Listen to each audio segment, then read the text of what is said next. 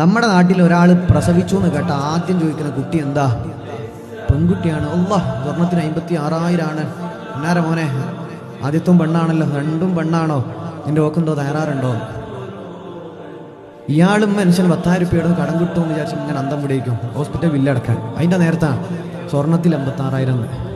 ഈ പരിപാടി മുഅ്മിനീങ്ങൾ പാടുള്ളതല്ല. കല്യാണം കഴിഞ്ഞ് 3 കൊല്ലം 4 കൊല്ലമായി കുഞ്ഞാവാത്ത ആളുകളുണ്ടാവും. ഇത് അള്ളാഹു തീരുമാനിക്കുമ്പോൾ ഈ കുട്ടീനെ കിട്ടും. പല ആളുകളും പറയാറുണ്ട് പരിശോധനയിൽ ഒരു തകരാറില്ല, പക്ഷേ 4 കൊല്ലമായി 8 കൊല്ലമായി 10 കൊല്ലമായി. മെഡിക്കൽ സയൻസ് എല്ലാ ഡയഗ്നോസിസ് എല്ലാ ടെസ്റ്റുകളും ചെയ്തിട്ടുണ്ട്, സെമൻ അനാലിസിസ് ചെയ്തിട്ടുണ്ട്. ഇതൊന്നും ധാരാറും കുഴപ്പമൊന്നുമില്ല, ഒരു പ്രശ്നമില്ല, പക്ഷെ കുഞ്ഞായിട്ടില്ല.